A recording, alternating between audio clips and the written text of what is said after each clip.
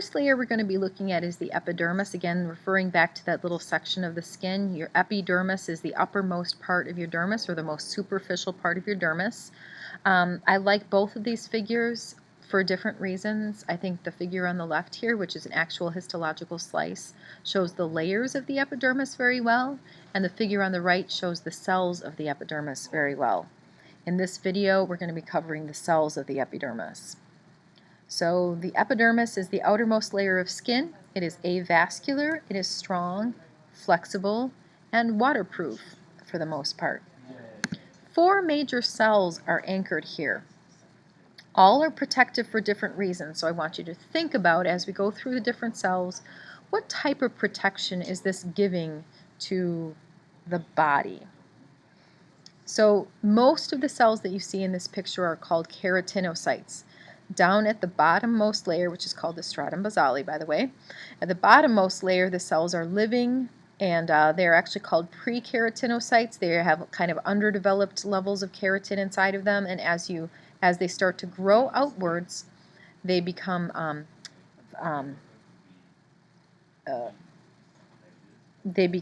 more keratinized, and they actually begin to die off. So most of the cells, the ones that are kind of in a tan color or orange color here, are keratinocytes.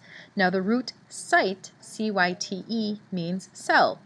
And so that is a root that you're going to be coming across quite a bit in A&P.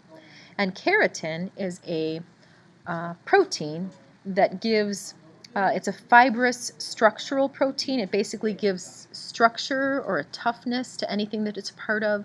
So you'll find nail polish, shampoos, things like that that contain keratin. So here we have naturally occurring keratin in the body in the form of keratinocytes, or keratin-containing cells. The next cell that we're going to be looking at down here is called a tactile cell. This used to be called a Merkel cell. It's a spiky little cell that is associated with the sensory nerve ending. Together these are called a Merkel disc. At this point, this is only called a tactile cell. It is no longer named a Merkel cell, at least in most textbooks. And the purpose of the Merkel cell is sensation. It is sensitive to touch, and it is very sensitive to pain. Next, we have the dendritic cell. You're going to go up a little bit further. This purple guy right here is the dendritic cell.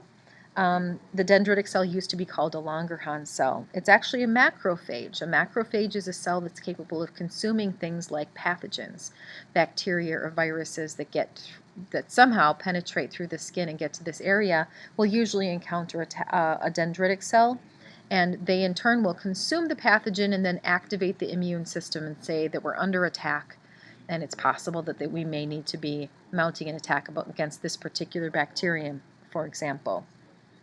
Now keep in mind, just a side note here, that if this particular figure shows up on the test, you will not have the ability to actually see the colors. The tests are photocopied in black and white, and so you will not be able to see a purple cell, for example. So you need to get to know them by shape.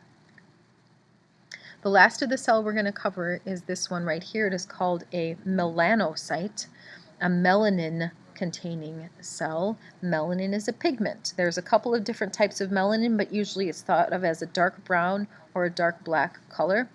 It is the cell itself is a spider-shaped cell. It produces this melanin pigment, which accumulates on the keratinocyte nucleus for protection. If you look closely at this figure, you'll actually be able to see little spots inside of the keratinocytes, especially as they're deeper inside of the epidermis like this.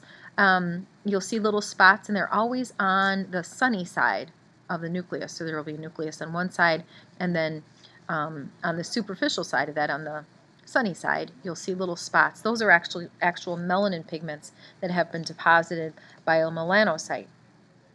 So with sun exposure, your melanin output increases. It's important to note that melanocytes are relatively the same in number in different people.